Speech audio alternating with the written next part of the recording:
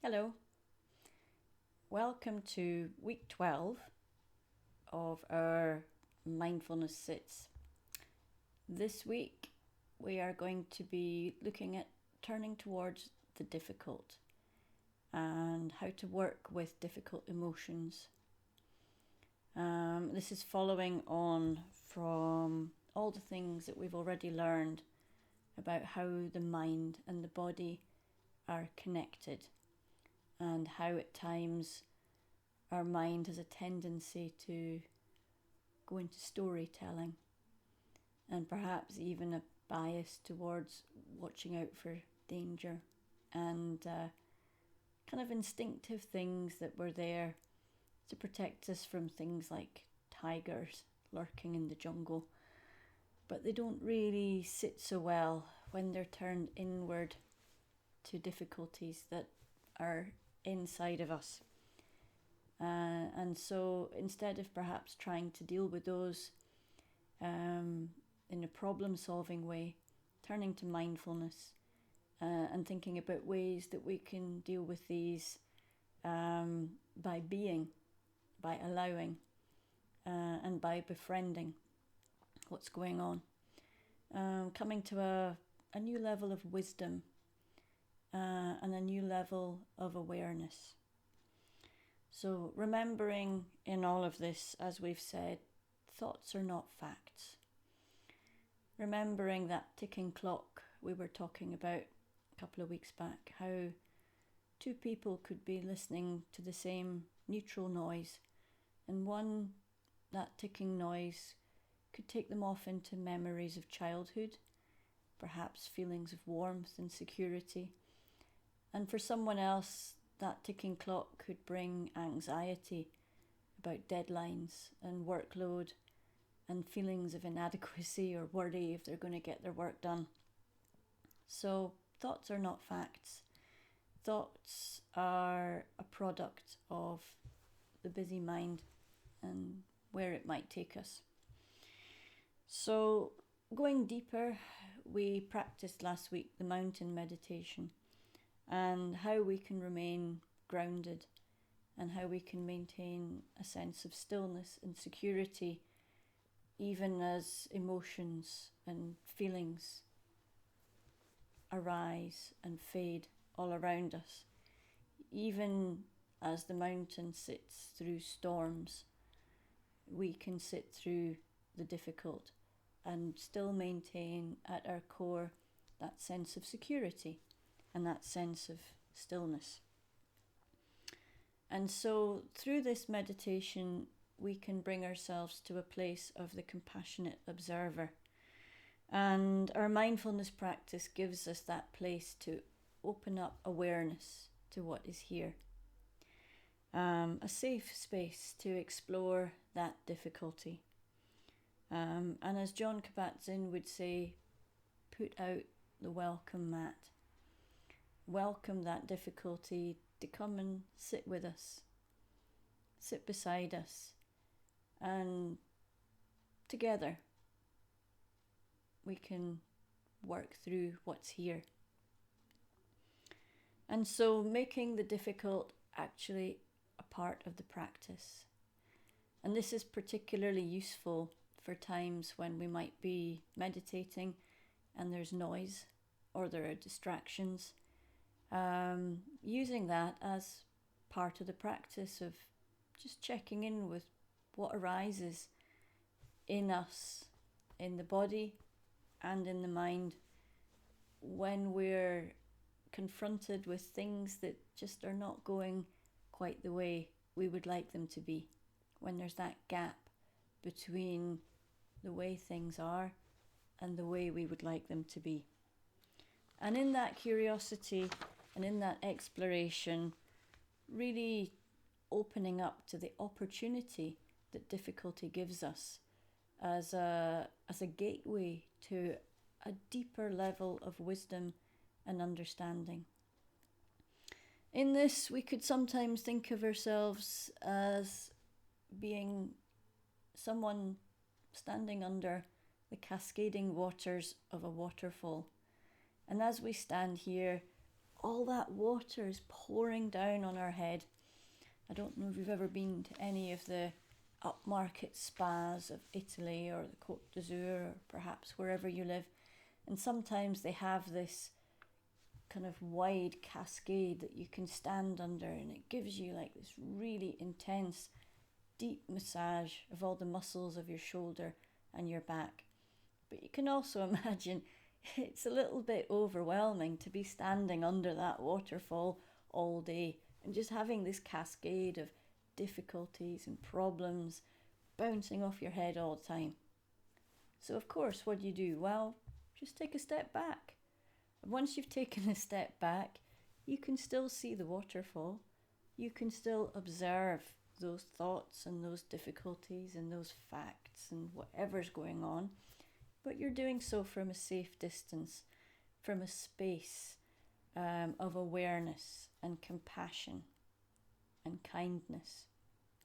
And in this, we first of all go into what Jack Kornfield, great master of mindfulness, would say is awareness of your thought patterns, awareness of the moodscape and the mindscape, and your habits of thought and your reactions. And so coming into a meditation on the difficult is like stepping out from behind that waterfall and giving ourselves the awareness to say, that's the way my body reacts to difficulty. And there's that pattern of thought that comes back. And hear those emotions again. And perhaps day after day, doing a difficulty meditation, just keeping a little logbook and seeing if there are any patterns arising. But doing so without judgment, because that leads us to the second part of what Jack Kornfield would say is really important. As with Jon Kabat-Zinn, we're not engaging with the difficult in meditation. We are disentangling ourselves. We are stepping back. This brings us to a Buddhist concept of difficulty being like an arrow. And this arrow strikes us. It's sore. It's painful. Well, we could do two things. One is we could start thinking about, who fired that arrow at me? What on earth were they doing that for? What have I done wrong that I should be in this pain? You could go off on all sorts of little rabbit holes, and you could go in all sorts of theories, and you could even go running after people and, hey, what are you doing firing that arrow at me? Well, fair enough, but you're not solving your first problem. That initial arrow is still there, and you're adding all this extra pain and suffering on, which is what the Buddhists would call the second arrow. So hey, the first arrow might be inflicted by chance. Your car might break down, it might snow, the roads might be blocked, you can't get to work. You might be going through a period where cash flow is perhaps a little bit tricky. Life has those ups and downs. In fact, every living being on this planet across the whole of time, guaranteed life will be one stream of difficulty, one thing after another. That's life. The second arrow, though, as Jack Kornfield would tell us, or as Jon Kabat-Zinn would remind us, comes from our reaction. And that second arrow is self-inflicted. As we go into a mental suffering of thinking, why did that happen to me? Nothing ever goes right for me. If only I'd done something different. What did I do wrong? Why don't they like me? Why are they trying to hurt me? And you get into all this rumination and anger and jealousy and frustration, avoidance even. It's too difficult. Don't want to go there. I'll just leave it till tomorrow. But actually, all that does is it just builds and builds inside of you. So as John Kabat-Zinn would remind us, as Jack Cornfield would remind us, and even as Mark Williams writes in his book, Finding Peace in a Frantic World, the more that we indulge in our second arrows, we just build suffering on top of that original hurt. And then perhaps we go into unhealthy coping strategies. If we're feeling inadequate, we might work harder and harder and harder, trying, because we have this belief that eventually, somebody's going to notice what we're doing and finally we'll get that sense of worth. But we work so hard, we even work ourselves into exhaustion. So it's actually counterproductive, because the more exhausted we get, the less efficient we are. And so we work in this cycle of exhaustion, but actually diminishing returns. Or we might end up saying, I'm so tired. I need to eat something to make myself feel better, or have a drink, make myself feel better, or indulge in perhaps some obsessive compulsive disorders that can also come to mind, the more that people try to control what's going on. And so we end up in all these kind of counterproductive and perhaps even unhealthy fixes for our second arrow suffering. And that then triggers our vicious circle. Why am I not succeeding? And what's wrong with me? Why am I not feeling any better? Why am I not solving my problems? And I could have, and I should have. And then you've got a third arrow, self-criticism. And if you're mindfulness, you might even start attacking yourself, going, oh my goodness, I'm a mindfulness practitioner. I shouldn't be feeling like this. Where's my calm? Where's my equanimity? I'm even a failure at mindfulness. Right, so stop all of that. We're not going to go down that road.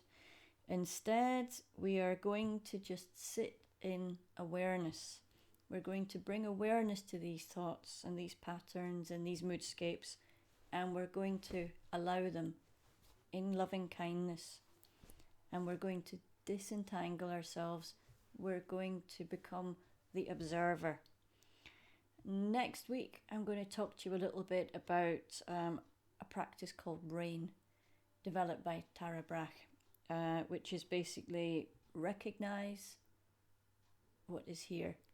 Recognize the feelings, the thoughts, the emotions, the difficulty, and then accept it and allow it. Because once we accept it, we can be open to what is here, and we can explore it, we can examine it in an honest and authentic way.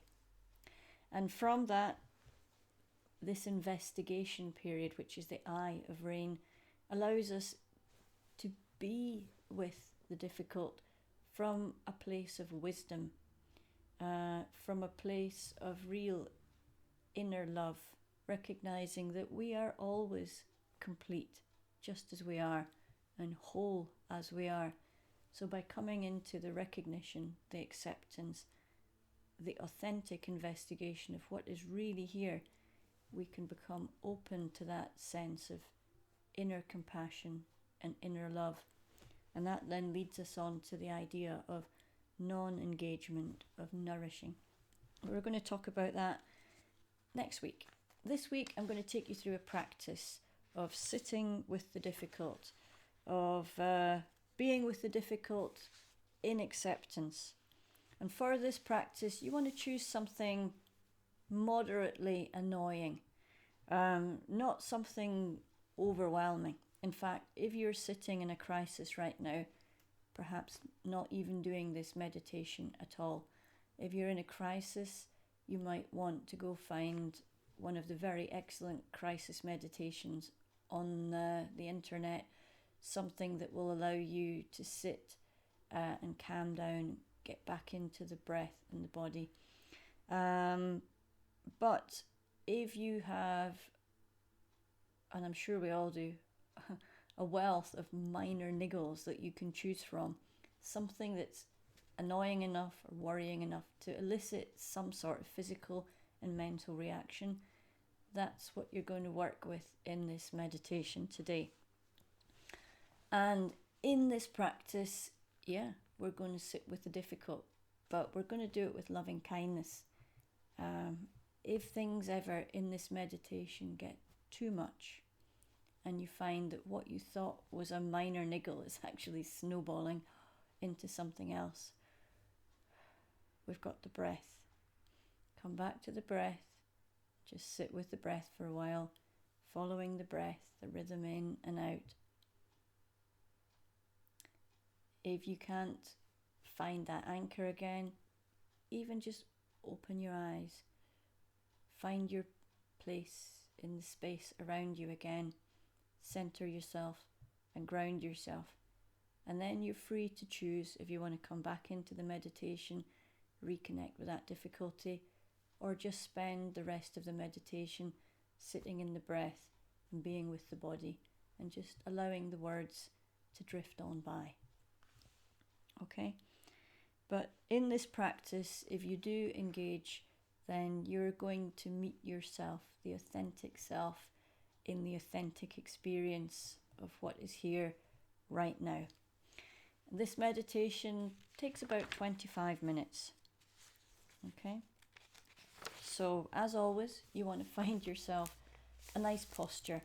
And for this, like we did last week for the mountain meditation, a posture that embodies security. So, nicely solid posture. You could be sitting or standing, either of those is fine. Feet nicely grounded, feeling solid in your chair, or if you're lying down, really being aware of how your body is supported by the surface around you. And so just getting yourself ready, because we're going to begin the meditation now.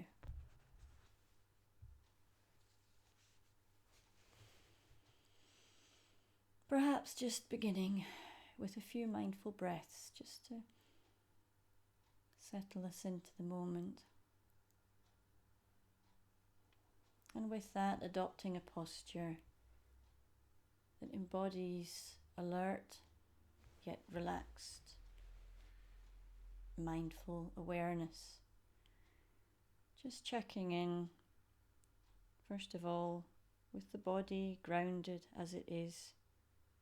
No striving for any particular way of being. Just checking in with how the body is right now. And perhaps bringing attention all the way down to the contact with the floor and the chair. Noticing that connection and that security. And also taking this opportunity to check in with any areas of tension in the body. And if you find any, just allowing them to soften.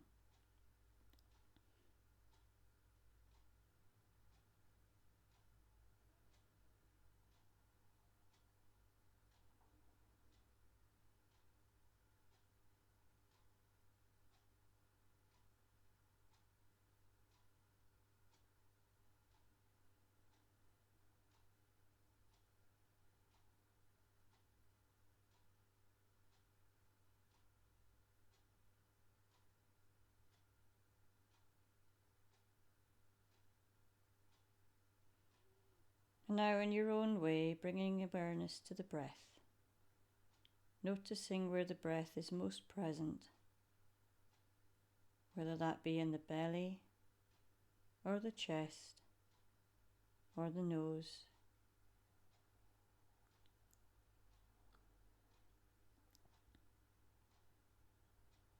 Being aware of the body breathing all by itself.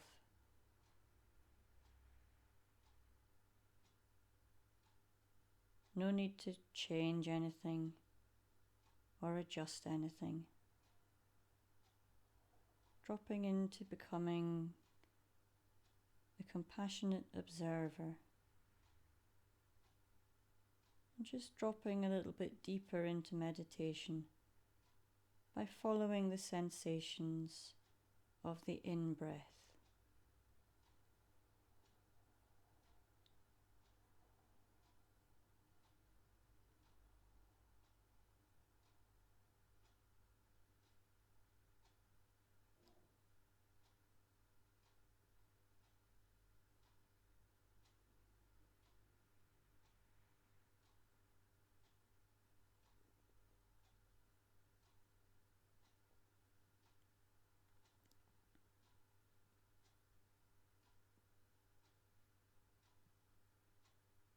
And then dropping into the sensations of each out-breath.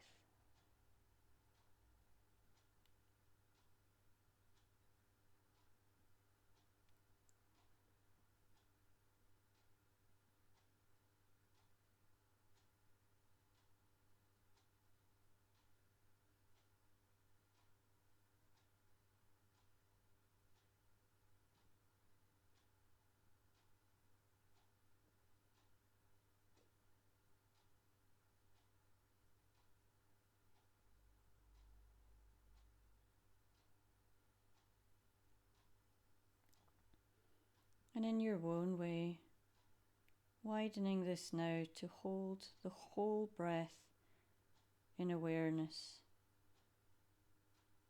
The whole breath in and the pause, and the whole breath out and the pause. And bringing awareness to the full duration of each breath, from the tip of the nose all the way into the lungs, and the expansion of the belly, and all the way back out again. Riding those sensations of expansion and relaxation like you're riding the waves on the surface of the ocean.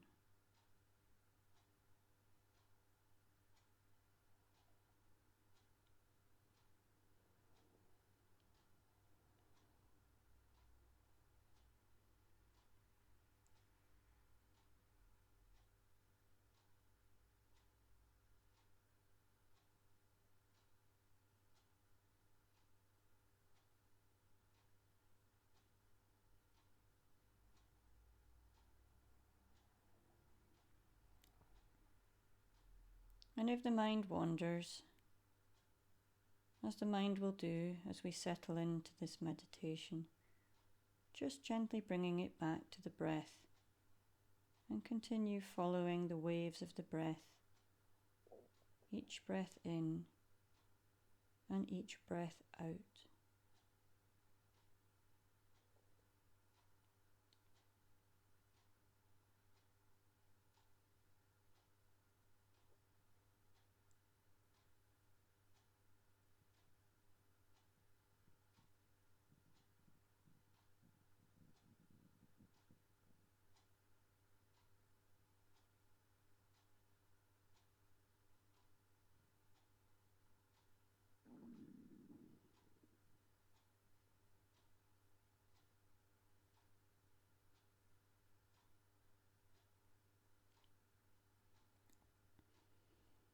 Now in your own way, bringing to mind a difficulty and doing this gently and kindly. And in choosing something, looking for a difficulty that elicits a reaction, but nothing too overwhelming. Something you can work with, something that will bring a reaction, but something that you can easily work with in a meditation.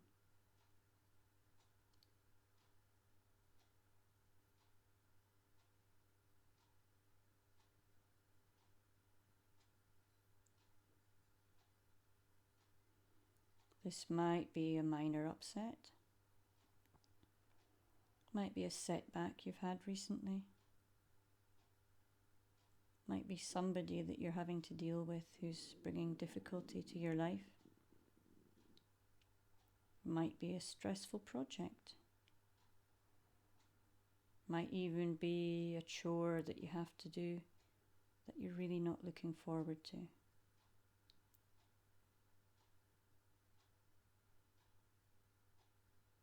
Well, just whatever is sitting in your mind right now as you're mulling over all of those difficult possibilities.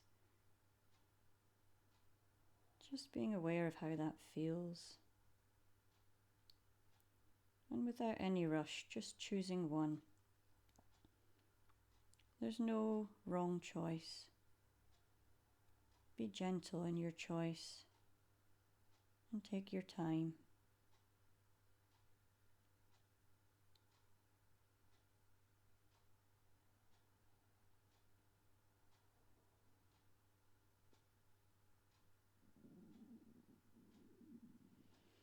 So, sitting with yourself as you explore this difficulty, and always holding yourself in kindness and compassion, as you would if you were listening to a loved one who was talking about their difficulty.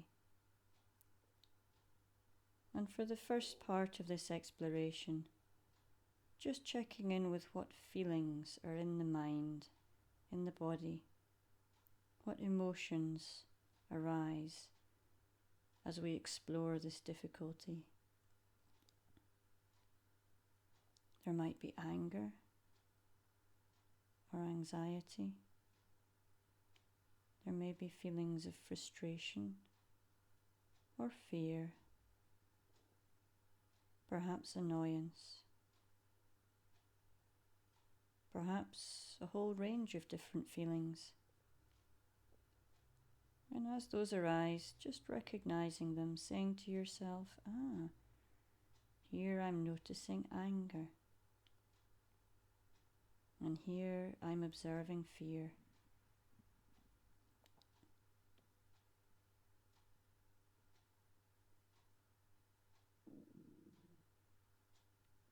And saying to yourself,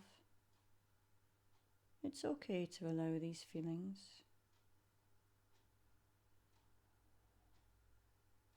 It's okay to allow myself to be open to these feelings.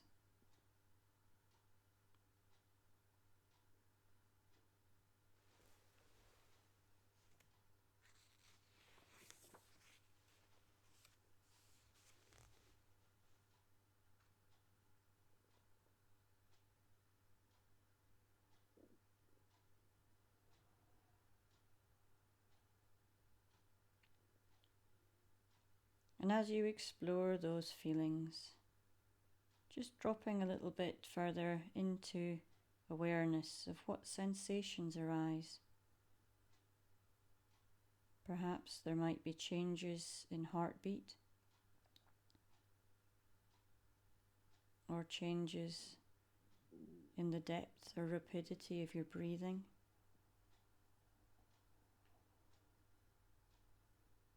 You may be aware of areas of tension or holding in the body, in the muscles of the legs, or the arms or the shoulders.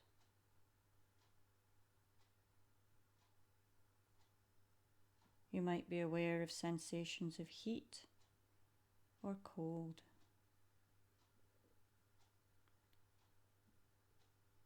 You might even be aware of sensations in the chest or in the gut, or perhaps sensations in the neck or the forehead or the mouth, or perhaps entirely different sensations. Whatever arises, just recognizing it's okay to explore these sensations. And it's okay to allow those sensations and to be open to them.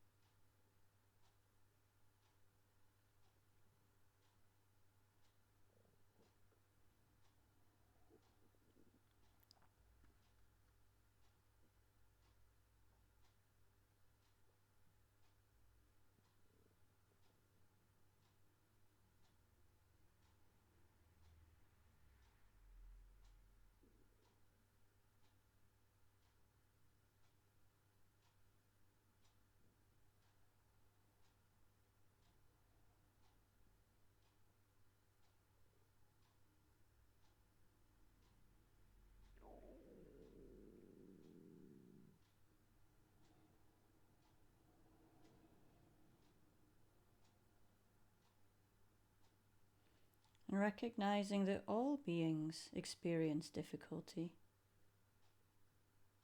So use kindness and gentleness as you continue to explore these physical sensations. Sit as you would with a puppy or a friend who's in difficulty. And with these physical sensations, bring a practice of softening and allowing, as we have done before in the body scan, using the breath to breathe into wherever you feel these sensations, and breathing out to soften sensations. And then this aware if there's no rush. Acknowledge what's here. Notice the sensations. Breathing in to what we find, and breathing out to soften.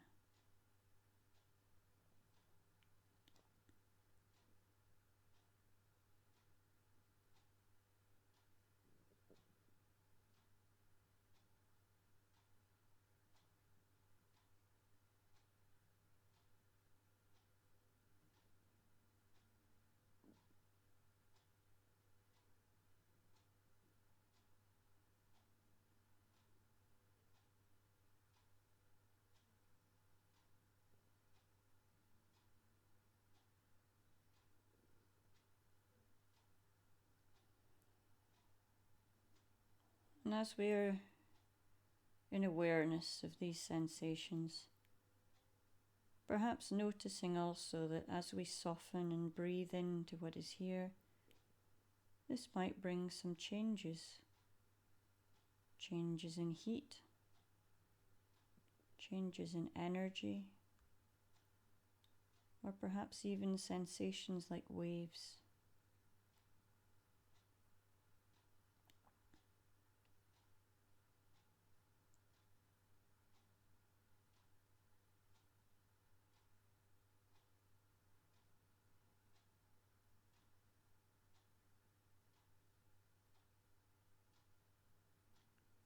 And taking time to notice these sensations, but not getting lost in them. And if at any time in this meditation you feel that you're becoming overwhelmed or you're getting lost in the difficulty, remembering to come back to the breath, using the breath as an anchor, as a safe haven. Or perhaps even just reconnecting with where you're in contact with the chair and the floor, and feeling connected with the ground. And if things get just too overwhelming, you can even maybe just open your eyes. And if it feels more comfortable, just continuing the rest of this meditation, staying with the body and the breath.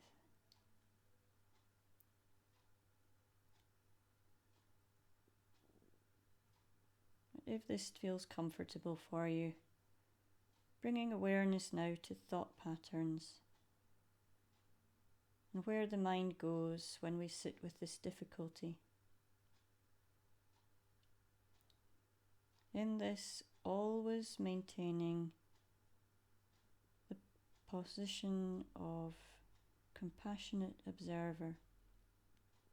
We're observing our thought patterns without judgment and bringing a certain curiosity. Where does the mind go when I think about this difficulty?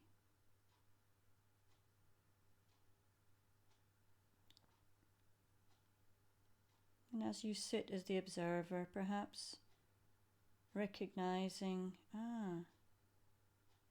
here's my mind telling a little story. Or here's rumination.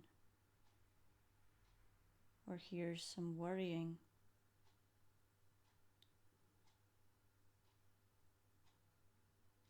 And saying to yourself, It's okay to allow these thoughts. They're already here. It's okay to observe them, to acknowledge them, and then let them go on their way.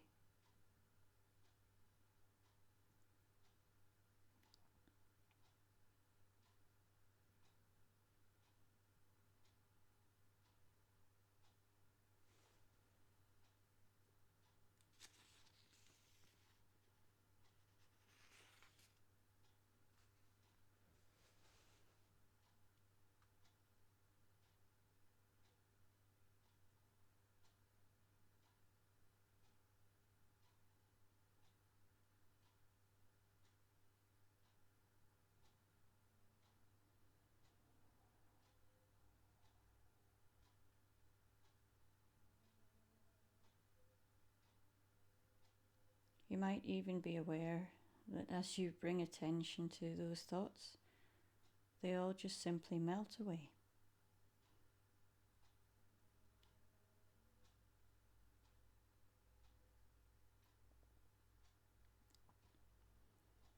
And now, without pushing the difficulty away, we're going to turn our attention now to something pleasant, something in life that's going well, that brings a sense of gratitude.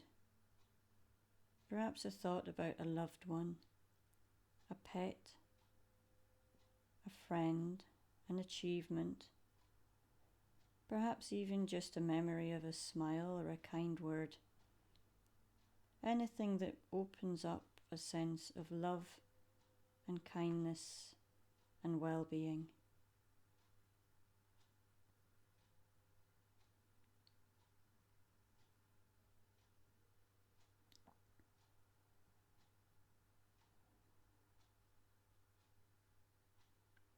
And even if you can't think of one, even if you have a few options, just noticing how it feels to hold these warm and pleasant experiences in your mind and in your heart. Noticing where it feels most vivid in the body. Perhaps a sense of warmth in the heart, a softening in the belly, or around the eyes, or in the limbs. And just let yourself spend some time here in this warm and pleasant feeling.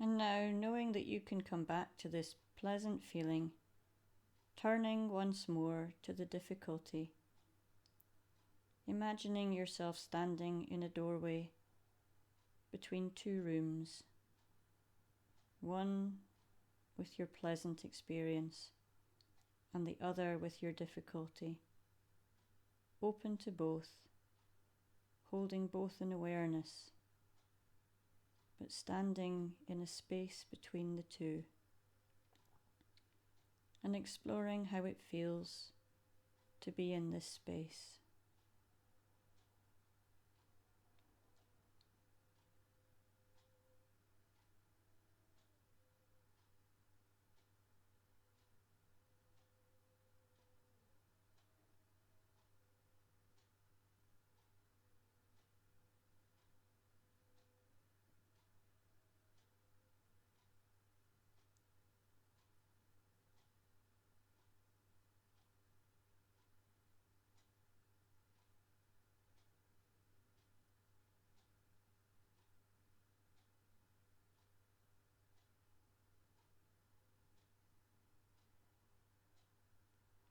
Now turning towards the difficulty and perhaps even just taking a few steps back into the room. Really getting back into those sensations of being with that difficulty. Checking out how it feels to revisit those now.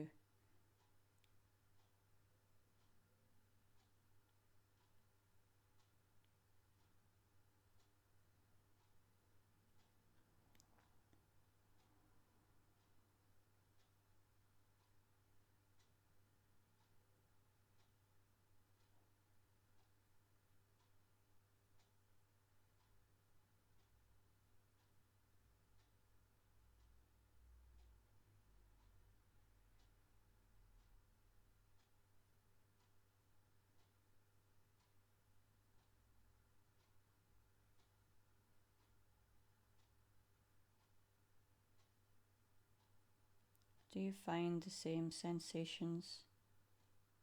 Or does this difficulty now feel different in your body?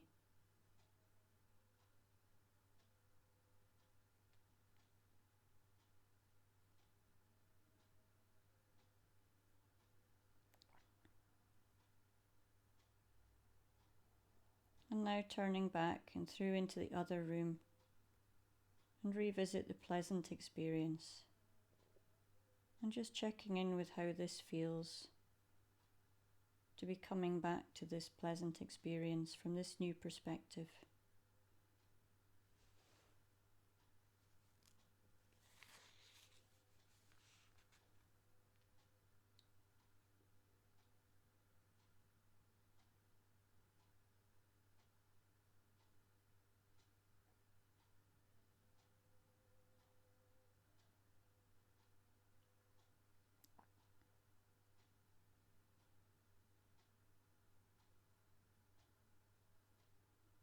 And now broadening awareness, imagining yourself climbing up some stairs, and so you look down onto these two open plan areas, your difficulty and your pleasant experience, and holding in awareness all of your body, an awareness of yourself looking down on the pleasant and the difficult.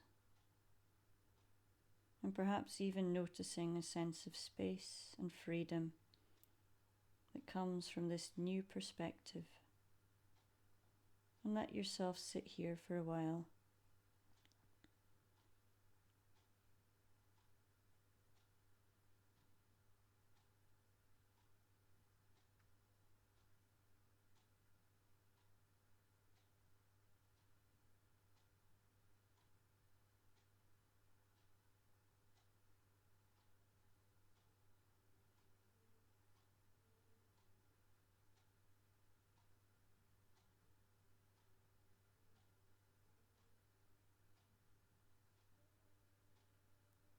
And holding all of this in awareness, imagining you're in a kind of a see-through lift, rising up into the sky, looking down, and the widening awareness of your neighborhood, and then your town, and your entire region, until your difficulty and your pleasant experience are far, far below and part of a much bigger space.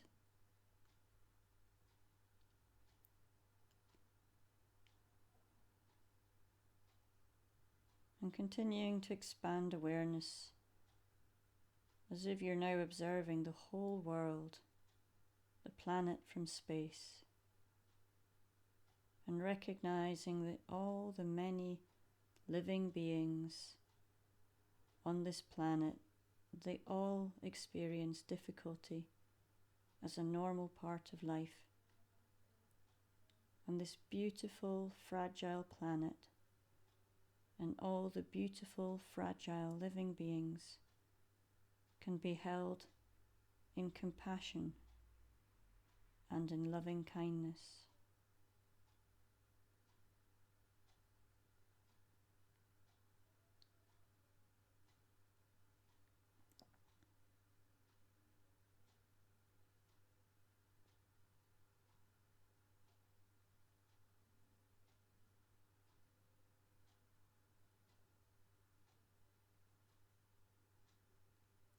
And now narrowing your awareness all the way back down, but bringing that sense of space and spaciousness back into the body and back into the breath. Just you, holding both pleasure and difficulty, and bringing a sense of gentleness and kindness to what you're feeling right now. A sense of compassion and understanding as you spend the next few moments just sitting with whatever arises in the body and the breath as I read you this poem.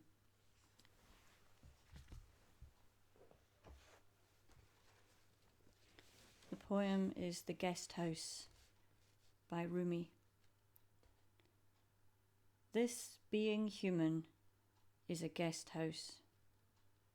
Every morning a new arrival.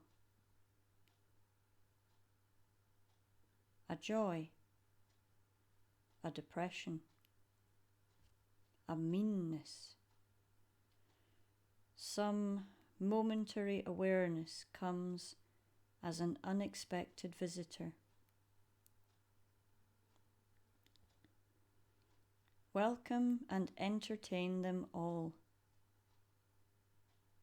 even if they are a crowd of sorrows who violently sweep your house empty of its furniture. Still, treat each guest honourably. He may be clearing you out for some new delight. The dark thought, the shame, the malice, meet them at the door, laughing, and invite them in. Be grateful for whoever comes, because each has been sent as a guide from beyond.